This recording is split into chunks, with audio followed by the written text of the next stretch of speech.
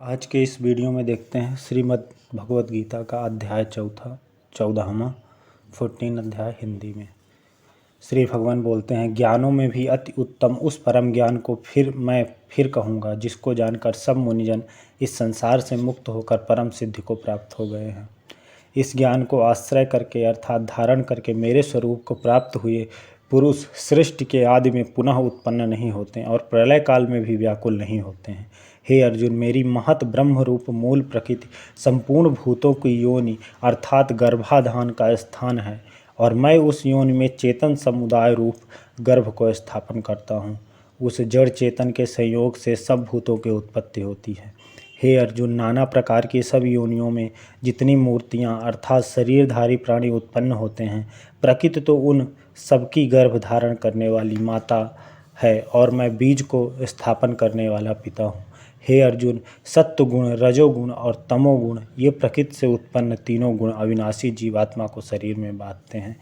हे निष्पाप, उन तीनों गुणों में सत्व गुण जो निर्मल होने के कारण प्रकाश करने वाला और विकार रहित है, वह सुख के संबंध से और ज्ञान के संबंध से अर्थात उसके अभिमान से बांधता है। हे अर्जुन, राग रूप रजोगुण को कामना और आसक्ति से उत्पन्न जान, वह इस जीवात्मा को कर्मों के और उनके फल के संबंध से बांधता है।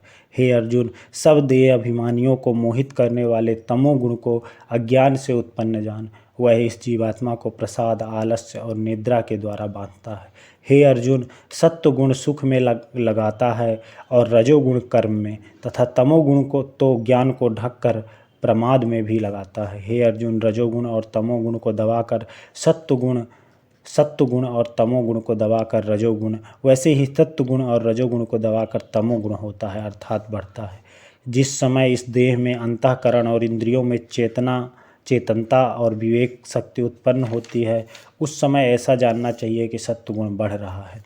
हे अर्जुन, रजोगुण के बढ़ने पर लोभ, प्रवृत्ति, स्वार्थ बुद्धि से कर्मों का सकाम भाव आरंभ, अशांति और विषय भोगों की लालसा ये सब उत्पन्न हो जाते हैं। हे अर्जुन, तमोगुण के बढ़ने पर अंतःकरण और इंद्रियों में अप्रकाश, कर्तव्य कर्मों में अप्रवृत्ति और प्रमाद अर्थात व्यर्थ चेष्टा और निद्रादि अंतःकरण की मोहिनी प्रवृत्तियाँ ये सब ही उत्पन्न होते हैं।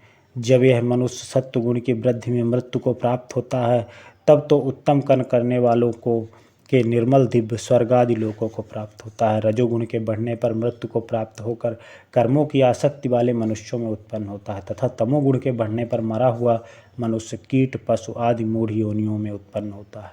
श्रेष्ठ कर्म का तो सात्विक अर्थात सुख, ज्ञान और वैराग्य आदि निर्मल फल कहा है। राजस कर्म का फल दुख एवं तामस कर्म का फल अज्ञान कहा है। सत्वगुण से ज्ञान उत्पन्न होता है और रजोगुण से निसंदेह लोभ और तमोगुण से प्रमाद और मोह उत्पन्न होते हैं और अज्ञान भी होता है। सत्वगुण में स्थित पुरुष स्वर्गादि उच्च लोकों को जाते हैं। रजोगुण में स्थित राजस पुरुष मध्य में अर्थात मनुष्य लोक में ही रहते हैं और तमोगुण के कार्य रूप निद्रा, प्रमादि और आलस्य आदि में स्थित तामस पुरुष अधोगति को अर्थात कीट, पशु आदि नीच योनियों को तथा नरकों को प्राप्त होते हैं।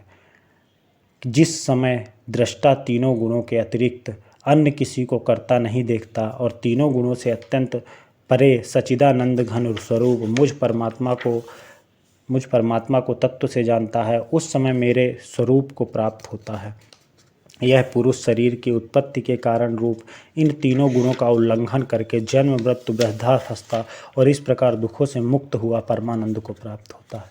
अर्जुन फिर बोलते हैं, इन तीनों गुणों से अतीत पुरुष किन किन लक्षणों से युक्त होता है और किस प्रकार के आचरणों वाला होता है? हे प्रभु, मनुष्य किस उपाय से इन तीनों गुणों से अतीत होता है?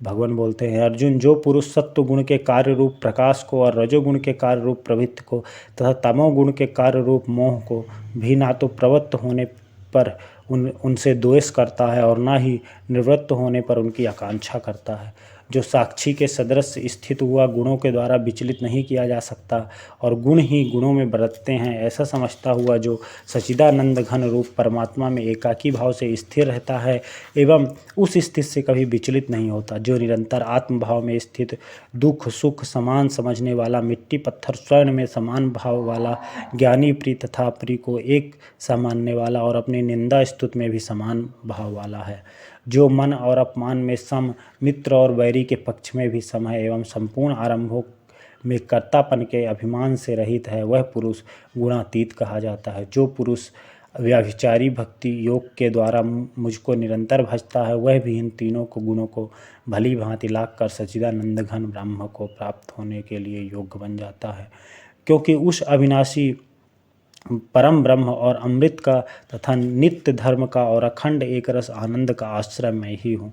ओम तत्सिद। ये श्रीमद् भगवत गीता का 13वां अध्याय हिंदी में समाप्त होता है। अगले वीडियो में हम श्रीमद् भगवत गीता का अगला 15वां अध्याय देखेंगे। ये 14वां अध्याय श्रीमद् भगवत गीता का समाप्त होता है। धन्यवाद।